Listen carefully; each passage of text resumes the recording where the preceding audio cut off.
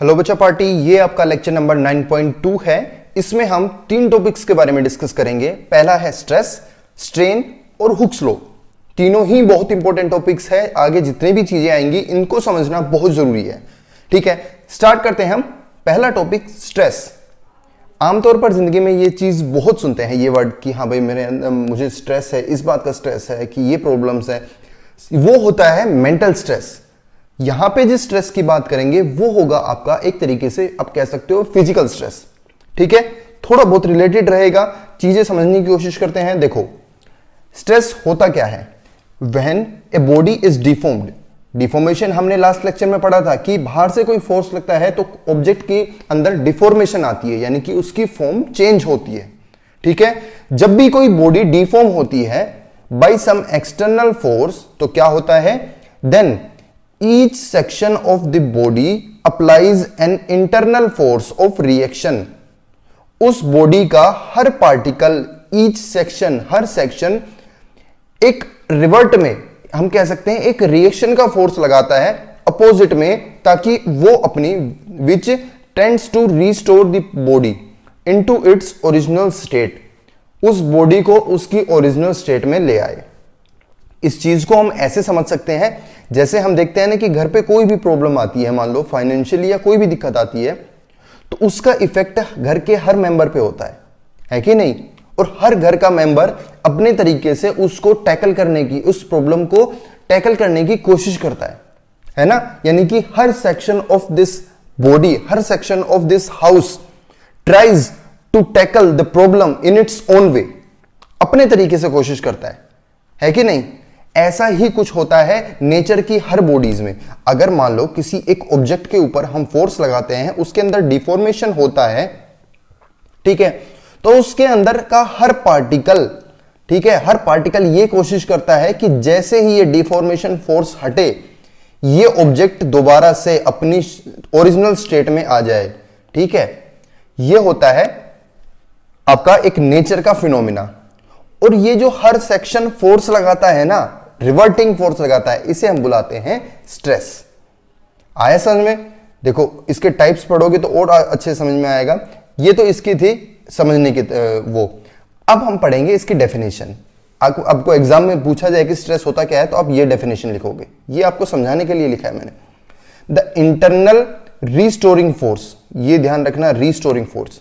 कई बार हम ये मिसअंडरस्टैंडिंग कर देते हैं पढ़ते टाइम, या कई टीचर पढ़ाते टाइम भी ये कर देते हैं कि वो बता देते हैं कि एक ऑब्जेक्ट पे कितना फोर्स पर यूनिट एरिया लग रहा है वो स्ट्रेस होता है। नहीं, ये होता है रिस्टोरिंग फोर्स, कि ऑब्जेक्ट अपोजिट में कितना लगा रही है। Restoring force set up per unit area of cross section. अब भैया देखो, जब घर की बात थी, जब घर का एग्जाम्पल लिया मैंने, तो हम घर में तो गिने चुने मेंबर्स होते हैं, 5, 6, 7, 8 जितने भी, तो उसमें तो हम कैलकुलेट कर सकते हैं कि हर एक मेंबर ने कितना स्ट्रेस दिया। ठीक है, हर एक मेंबर के ऊपर कितना आया। लेकिन जब एक नॉर्मली एक बॉडी की बात करते हैं, जो नेचर में कोई भी ऑब्जेक्ट रहती है, तो उसके अंदर तो पार्टिकल्स होते हैं, वो तो इनफाइनाइट होते हैं। तो हर एक पार्टिकल का तो निकालने बैठेंगे नहीं है कि नहीं? तो उसके लिए हम एक आसान तरीका ढूंढते हैं। ऐसे केस में एक यूनिट एरिया ले लेते हैं।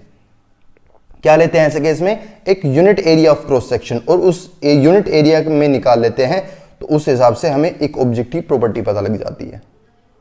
ठीक है, internal restoring force setup per unit area of cross section of the deformed body is called stress. किसे बुलाते हैं स्ट्रेस? कि per unit area of cross section में कितना फोर्स लगा, ठीक है, ऑफ डिफॉर्म्ड बॉडी। इसका फॉर्मूला क्या हो जाएगा स्ट्रेस का? अप्लाइड फोर्स अपॉन में एरिया। अब कई बुद्धिजीवी ये सोचेंगे कि अभी तो बोला कि रिस्टोरिंग फोर्स, यहां पे बोला अप्लाइड फोर्स। बेटा, जो अप्लाइड फोर्स लगेगा उसी के अगेंस्ट ही तो रिस्टोरिंग फोर्स लगेगा, है कि नहीं? तो दोनों बराबर होंगे, तभी तो बॉडी दोबारा से उसी स्टेट में आएगी। भाई, एक ऑब्जेक्ट के ऊपर आपने फोर्स लगाया 5 न्यूटन, ठीक है, वो बॉडी ऐसे पिचक गई, ठीक है। अब इस बॉडी को दोबारा से अपना रिस्टोरिंग फोर्स लगाना है। अब इसने 3 न्यूटन रिस्टोरिंग फोर्स लगाया, तो क्या ऑब्जेक्ट दोबारा से ऐसी हो पाएगी? नहीं, बल्कि ये थोड़ी सी फिर भी ऐसी रह जाएगी, है ना? तो इसका मतलब क्या है? जो अप्लाइड फोर्स है वो इक्वल होना चाहिए रिस्टोरिंग फोर्स। इसलिए हमने ये लिख दिया अप्लाइड फोर्स। क्यों? क्योंकि अप्लाइड फोर्स तो हमें पता होता है ना, हम खुद लगा रहे हैं, ठीक है, इसलिए फॉर्मूला हम लिख दिया। तो फॉर्मूला क्या हो जाएगा? F/A। आई इतनी बात समझ में? डेफिनेशन क्लियर है। अब इसी के बेस पे अगर हमें फॉर्मूला पता लग गया तो हम ये भी पता लगा सकते हैं कि उसकी एसआई यूनिट क्या है। फोर्स की क्या होती है न्यूटन, एरिया की क्या होती है, एरिया क्या होता है लेंथ इनटू लेंथ यानी कि मीटर स्क्वायर, तो क्या हो जाएगा न्यूटन पर मीटर स्क्वायर। सीजीएस यूनिट क्या हो जाएगी, न्यूटन की क्या होती है डायन और मीटर की क्या होती है सेंटीमीटर, तो डायन पर सेंटीमीटर स्क्वायर। डायमेंशनल फॉर्मूला क्या हो जाएगा ml-1 t-2। ठीक है, ये भी निकाल लोगे। आई चीजें समझ में, स्ट्रेस पता लगा स्ट्रेस क्या होता है। ठीक है, अब आता है टाइप्स ऑफ स्ट्रेस कि स्ट्रेस भैया होते कितने टाइप के हैं। देखो मेनली 4 टाइप के स्ट्रेस हम पढ़ते हैं। सबसे पहले बात आती है टेंसाइल या फिर हम उसे कह सकते हैं लॉन्गिट्यूडनल स्ट्रेस भी। टेंसाइल भी बोल देते हैं, लॉन्गिट्यूडनल भी बोल देते हैं। जब भी कभी एक ऑब्जेक्ट पे फोर्स लगता है और वो फोर्स उस ऑब्जेक्ट की लेंथ चेंज कर देता है, मेरे वर्ड्स को बहुत ध्यान से सुनना, जब भी कभी एक ऑब्जेक्ट पे कोई फोर्स लगता है और वो फोर्स उसकी लेंथ को इंक्रीज कर देता है, जैसे कि मान लो ये ऑब्जेक्ट है, ठीक है, ये ऑब्जेक्ट है, इसके ऊपर हमने ऐसे फोर्स लगाया कि इसकी लेंथ इंक्रीज हो, यानी कि इसको हमने ऊपर से भी खींचा और नीचे से भी खींचा। ठीक है, एक रबड़ ले लो ये, ठीक है, तो हमने देखा कि इसकी लेंथ यहां तक आ गई, ये लेंथ यहां से इतनी हो गई, यानी कि इसकी लेंथ इंक्रीज हो गई।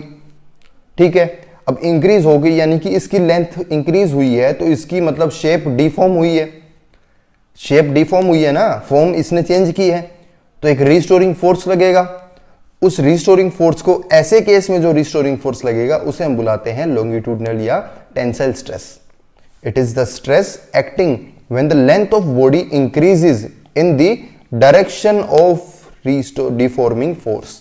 डिफॉर्मिंग फोर्स ऐसा लग रहा है ना ऊपर की साइड, और ऐसे ही डायरेक्शन में इंक्रीज हो रही है लेंथ, तो ऐसे केस में जो भी स्ट्रेस लगेगा उसे हम बुलाएंगे टेंसाइल या लॉन्गिट्यूडनल स्ट्रेस।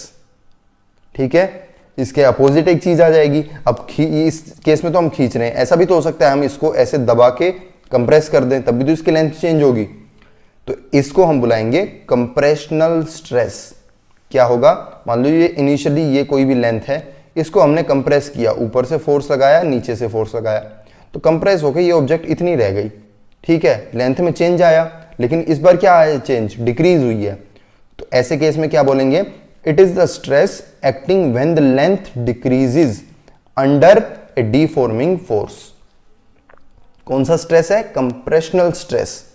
जब किसी भी ऑब्जेक्ट की लेंथ डिक्रीज होती है कंप्रेस करने पे, तो ऐसे में एक रिस्टोरिंग फोर्स लगता है, उसे हम बुलाते हैं कंप्रेशनल स्ट्रेस। क्लियर है। तीसरा आता है आपके पास हाइड्रोस्टैटिक स्ट्रेस।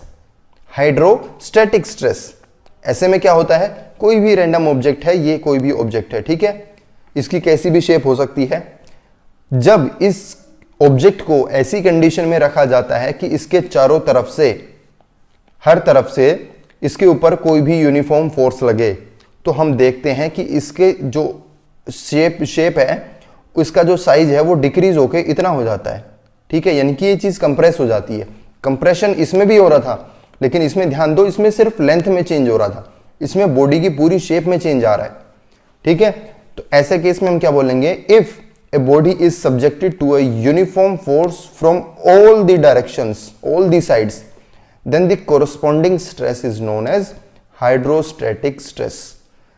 ठीक है, ऐसे स्ट्रेस को, जो इस केस में जो ये रिस्टोरिंग फोर्स लगेगा ना, ये ऑब्जेक्ट के अंदर सारे पार्टिकल फैलने की कोशिश करेंगे इसके अगेंस्ट। ठीक है ना, तो ऐसे केस में इस स्ट्रेस को क्या बोलेंगे, हाइड्रोस्टैटिक स्ट्रेस। क्लियर है इतना, इसमें और इसमें डिफरेंस पता लग गया ना, दोनों कंप्रेशन है लेकिन इसमें लेंथ चेंज है, इसमें पूरा वॉल्यूम चेंज हो रही है। क्लियर है। अगला आता है, अगला बहुत इंपॉर्टेंट है, बच्चों को समझने में बहुत तकलीफ होती है। देखो मैंने कोशिश की है कि आपको बिल्कुल आसानी से समझाया जाए। टेंजेंशियल और शीयरिंग स्ट्रेस, ये वर्ड बहुत इंपॉर्टेंट है। शियर, शियर का मतलब होता है एक तरीके से तोड़ मरोड़, यानी फाड़ देना, मतलब ऐसा कुछ होता है शीयरिंग, शियर का मतलब। ठीक है, तो टेंजेंशियल और शीयरिंग स्ट्रेस होता क्या है, ये ध्यान से समझो। ये आप गैस कर सकते हो मैंने क्या बनाया, ये मैंने आपकी एक बुक बना रखी है कोई भी। ठीक है, बुक दिख रही है ना, थोड़ी मोटी सी किताब है, प्रदीप वगैरह की, कुछ भी मान लो। तो इस केस में हमने एक कॉर्नर पे, बुक के इस कॉर्नर पे, बुक मान लो ऐसे रखी है कि आपको इसके पेज दिखाई दे रहे हैं साइड में, तो बुक के ऊपर की तरफ आपने एक फोर्स लगाया F, इसके इस कॉर्नर पे फोर्स लगाया। जब इसके कॉर्नर पे फोर्स लगाते हैं, आप खुद करके देखना, ये चीज मेरी बात पे विश्वास बिल्कुल मत करना, खुद करके देखना। जब आप करके देखोगे तो आप देखोगे कि बुक जब फोर्स यहां पे लगाया तो इसकी शेप ऐसे हो गई, कुछ होती है, देखो एक बार करके, हो रही है ऐसी शेप। तो ऐसे केस में हमने क्या देखा, ये जो प्लेन था ना, ये जो था, ये प्लेन था एक तरीके से, बुक का ये वाला प्लेन, बुक का ये भी प्लेन है, लेकिन इस वाले प्लेन की बात कर रहे हैं। बुक का ये प्लेन है, अगर इसके ऊपर फोर्स लगाते हैं, ये फोर्स इस प्लेन के क्या है, परपेंडिकुलर फोर्स लग रहा है। अब ध्यान दो, जो हम फोर्स लगा रहे हैं ये इस प्लेन के 90 डिग्री एंगल बना रहा है। जब इसके ऊपर परपेंडिकुलर, परपेंडिकुलर को हम एक नाम से और बुलाते हैं टेंजेंट। जब टेंजेंशियल कोई भी फोर्स लगता है और उसकी बॉडी में, उसकी बॉडी की शेप में कुछ फर्क आता है, यानी कि वो ऐसे बेंट हो जाती है, पहले ऐसे थी ऐसे हो गई, मतलब थीटा एंगल से बेंट हो गई, ठीक है। तो इस केस में जो रिस्टोरिंग फोर्स लगेगा, ये बुक जो दोबारा अपनी ओरिजिनल स्टेट में आना चाहेगी, जो फोर्स लगाएगी, उसे हम बुलाएंगे शेयरिंग स्ट्रेस। आया समझ में? नहीं आया तो एक बार थोड़ा सा फिर से रिवर्स करके देखो वीडियो, बाकी मैं फिर से एक बार थोड़ा सा रिवाइज करवा देता हूं आपका। जो किसी भी सरफेस के टेंजेंट जो फोर्स लगता है, ऐसे कि उस सरफेस को थोड़ा सा बेंड कर दे एक किसी भी एंगल थीटा से, ऐसे केस में जो स्ट्रेस ऑब्जेक्ट लगाएगी, स्ट्रेस हम नहीं लगाते बेटा, ये बात ध्यान रखो, स्ट्रेस एक रिस्टोरिंग फोर्स है जो वो ऑब्जेक्ट लगाती है जिसके ऊपर फोर्स लग रहा है, जिसके ऊपर डिफॉर्मिंग फोर्स लग रहा है, ठीक है। तो इस केस में जो स्ट्रेस होगा वो होगा टेंजेंशियल या फिर शेयरिंग स्ट्रेस। क्लियर है यहां तक? डेफिनेशन लिख दोगे, when A deforming force acts on A acts tangentially to the surface of a body, it produces a change in shape। क्या चेंज इन शेप कौन प्रोड्यूस कर रहा है? डिफॉर्मिंग फोर्स, ठीक है। Stress acting in this is called sharing और tangential stress, ठीक है। आया समझ में? जब भी कभी आपको टाइप्स पूछे या स्ट्रेस की डेफिनेशन पूछे तो ऐसे डायग्राम्स जरूर बनाने हैं, ये थोड़ा सा इफेक्टिव लगता है आपको, मतलब एग्जामिनर जब चेक करता है तो पता लगता है कि हाँ बच्चे को सच में नॉलेज है, रट्टा मार कर नहीं आया है ना। क्लियर है इतना? अब नेक्स्ट बात करते हैं हम स्ट्रेन की। देखो स्ट्रेस से ही रिलेटेड चीज है ये भी, स्ट्रेन क्या होता है? इट इज द रेशियो, ये एक रेशियो है किस चीज का? Of change in any dimension, एक किसी भी डायमेंशन में change produced in the body, एक बॉडी में जो चेंज आता है किसी भी डायमेंशन में, किस वजह से? Because of deforming force, to the original dimension. Ratio है change in dimension to the original dimension. कैसे लिख सकते हैं स्ट्रेन को? Change in dimension to the original dimension. Types of strain, पहला टाइप है लॉन्गिट्यूडनल स्ट्रेन। भाई किसी भी ऑब्जेक्ट पे डिफॉर्मिंग फोर्स लगेगा तभी तो उसके अंदर चेंज आएगा, तभी तो हम स्ट्रेन लिखेंगे। पहला हमने डिफॉर्मिंग फोर्स कैसे लगाया था? याद करो, लेंथ में चेंज किया था, लेंथ में चेंज किया था, लेंथ को इंक्रीज किया था, ठीक है। और दूसरा कैसे किया था? दूसरा वाला फोर्स ये कंप्रेशनल, इसमें भी लेंथ में चेंज किया था, लेंथ को डिक्रीज किया था। यानी कि जो ए और बी है इन दोनों में हम क्या कर रहे हैं? सिर्फ लेंथ को चेंज कर रहे हैं। ए और बी में क्या कर रहे हैं? लेंथ को चेंज कर रहे हैं। तो ऐसे केस में, इन ए और बी के केस में हम ओवरऑल लिख देते हैं लॉन्गिट्यूडनल स्ट्रेन के नाम से। यानी कि क्या होता है? Change in length per unit length, इसमें लिख सकते हो पर यूनिट ओरिजिनल लेंथ। मान लो किसी ऑब्जेक्ट की लेंथ पहले थी आपकी 5 मीटर, ठीक है, हमने इसको इंक्रीज कर दिया 6 मीटर, या फिर हम कहें डिक्रीज कर दिया 4 मीटर। तो इन दोनों केस में चेंज इन लेंथ क्या है? इसमें तो है 1 मीटर का इन चेंज है, इसमें भी 1 मीटर का चेंज है, ठीक है, इसमें -1 लिख सकते हो। तो change in length 1 metre upon original length 6, यह आ जाएगा आपका लॉन्गिट्यूडनल स्ट्रेन। समझ पा रहे हो? ये डेल्टा एल ये कंप्लीट नहीं लिखना, जैसे 5 से 6 हो गई तो 6 नहीं लिखना, ये हमें लिखना है डेल्टा एल। डेल्टा किस चीज को डिनोट करता है? चेंज, चेंज दिखना है, यानी कि 1 मीटर का चेंज आया ना तो 1 लिखोगे ऊपर। आई समझ में बात? ठीक है, ये तो बात है फर्स्ट टाइप है लॉन्गिट्यूडनल स्ट्रेन की। दूसरा टाइप है वॉल्यूमेट्रिक स्ट्रेन। कौन सा है? Volumetric strain. ये किस टाइप पे बेस्ड है? ये स्ट्रेस के थर्ड टाइप पे बेस्ड है। हाइड्रोस्टैटिक स्ट्रेन में हम देखो क्या कर रहे थे, चारों तरफ से फोर्स लगा रहे थे, जिसकी वजह से क्या हो रहा था, इसकी वॉल्यूम में चेंज आ रहा था, है ना। और वॉल्यूम में चेंज आएगा यानी कि हम कहेंगे change in volume per unit original volume. तो ऐसी स्ट्रेन को हम क्या कहेंगे? Volumetric strain. ठीक है, क्या लिख सकते हैं? Change in volume delta we upon original volume. ये पर यूनिट ओरिजिनल वॉल्यूम है, ये बात ध्यान रखना। ठीक है, आया समझ में? अब बात आती है शियर स्ट्रेन की। किसकी आया? शियर स्ट्रेन की। शियर स्ट्रेन में हम क्या करते थे? देखो शियर में, शियरिंग स्ट्रेस पे जाओ। शियरिंग स्ट्रेस में हम क्या करते थे? इसमें हमने देखा था कि हमने एक किसी भी ऑब्जेक्ट को बेंड किया था, उसके प्लेन को बेंड किया था एंगल थीटा से। ठीक है, एंगल थीटा चेंज आया था। तो इस केस में ये जो थीटा का चेंज आया है ना, इसी को हम बुलाते हैं शियरिंग स्ट्रेन। भाई ऑब्जेक्ट को हमने ऐसे यहां पे फोर्स लगाया, बेंड हुई ऑब्जेक्ट कितने एंगल से? थीटा एंगल से। तो ये defined, it is defined at the angle theta. ये थीटा एंगल है ना, इसी को हम शियरिंग स्ट्रेन बुलाते हैं। ये थीटा क्यों है? क्योंकि ये थीटा खुद चेंज को डिनोट कर रहा है ना। पहले एंगल कितना था? 90 डिग्री था। ठीक है, अब कितना बच जाएगा? ये 90 माइनस थीटा। चेंज कितने का आया? थीटा का चेंज आया। तो हम चेंज को ही क्या लिखते हैं? स्ट्रेन। और थीटा चेंज है यानी कि shearing strain, through which a face gets turn on applying deforming force. Clear है? शियरिंग स्ट्रेस को किससे लिखते हैं? थीटा को। कई बार हम इसे टेन थीटा से भी लिख देते हैं। टेन थीटा क्यों लिख देते हैं? जब थीटा बहुत स्मॉल होता है। भाई हम किसी भी फोर्स लगाते हैं तो ये थीटा बहुत स्मॉल होता है।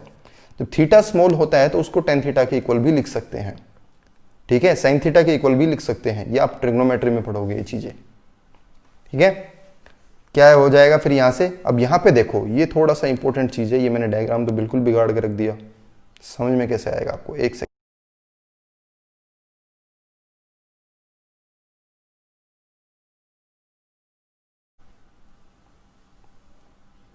अब इस केस में देखो, ये जो थीटा का चेंज आया है, पहले सरफेस ये था, अब सरफेस ये है।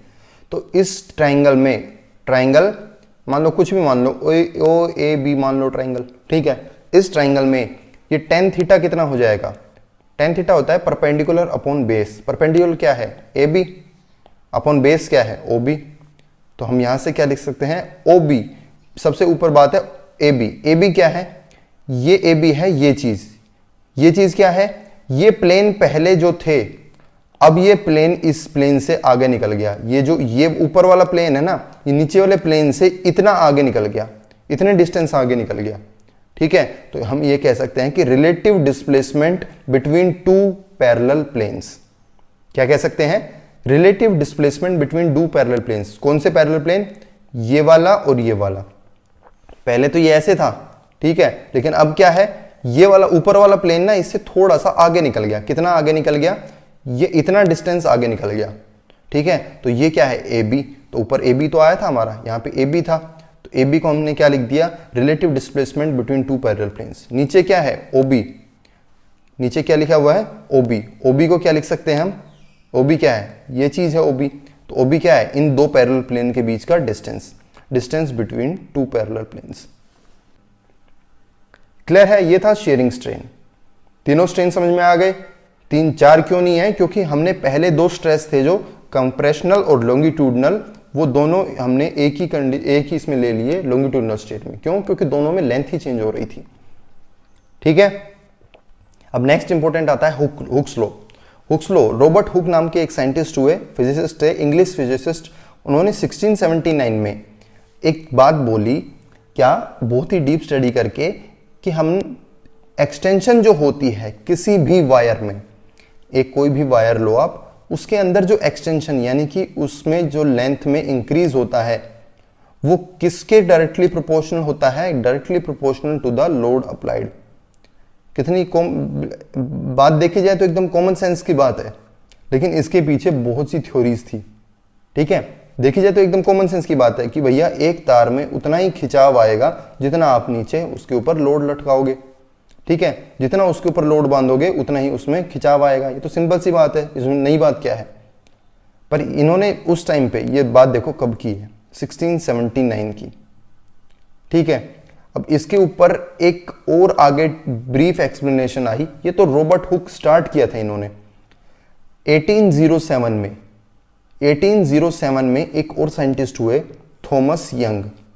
इन्होंने इस बात को थोड़ा सा और अच्छे तरीके से एक्सप्लेन किया, मॉडिफाइड किया इनकी डेफिनेशन को। और क्या बोला उन्होंने, देखा कि भैया जो ये एक्सटेंशन की बात कर रहे हैं, यानी कि चेंज इन लेंथ की बात कर रहे हैं, इसको तो हम स्ट्रेन बोल सकते हैं, है ना। चेंज इन लेंथ को हम स्ट्रेन बोल सकते हैं। और उन्होंने बोला कि directly proportional to the load applied, यानी कि फोर्स अप्लाइड, इसको हम कहीं ना कहीं स्ट्रेस बुला सकते हैं, है कि नहीं भाई। एक्सटेंशन चेंज को हम स्ट्रेन बुला सकते हैं, लोड अप्लाइड फोर्स को हम स्ट्रेस बुला सकते हैं। तो इन्होंने इस बात को ऐसे लिखा कि विद इन इलास्टिक लिमिट, ये भी मैं एक्सप्लेन करूंगा, the stress is directly proportional to strain. Stress is directly proportional to strain, ये है असल में हुक्स लॉ। इसको हम बुलाते हैं हुक्स लॉ। हालांकि हुक्स ने क्या थी, हुक्स ने तो एक बिल्कुल छोटी सी डेफिनेशन दी थी, उसका कोई उतना वो नहीं था। आगे थॉमस यंग ने इसको अच्छे से डिफाइन किया। ठीक है, इसी को हम हुक्स लॉ ही बुलाते हैं। इसको प्रोपोर्शनलिटी कांस्टेंट को हटाओगे, इक्वल लिखोगे तो यहाँ पे कोई भी कांस्टेंट लगाना पड़ेगा। ठीक है, स्ट्रेन को नीचे ले आओगे तो स्ट्रेस अपॉन स्ट्रेन किसके इक्वल हो जाएगा, कांस्टेंट। अब ये जो कांस्टेंट है ना, यानी कि स्ट्रेस और स्ट्रेन का जो रेशियो है, बहुत इंपॉर्टेंट चीज है। इसको हम बुलाते हैं मॉडुलस ऑफ इलास्टिसिटी, या फिर और है, ये और लिखा हुआ है, या फिर कोफिशिएंट ऑफ इलास्टिसिटी, या तो मॉडुलस ऑफ इलास्टिसिटी या फिर कोफिशिएंट ऑफ इलास्टिसिटी। बहुत इंपॉर्टेंट, ये क्या होता है, स्ट्रेस और स्ट्रेन का रेशियो। कंपटीशन के जितने भी आपके एग्जाम्स हैं उनमें इस टॉपिक पे पक्का न्यूमेरिकल आता है, मॉडुलस ऑफ इलास्टिसिटी पे। इसके भी आगे टाइप्स हैं, वो कल नेक्स्ट लेक्चर में पढ़ेंगे। ठीक है, अभी के लिए इतना जानो कि ये क्या होता है, स्ट्रेस और स्ट्रेन का रेशियो। आई समझ में। अब एक चीज मैंने अभी बताई आपको, इलास्टिक लिमिट, वो क्या होती है ये भी देखो।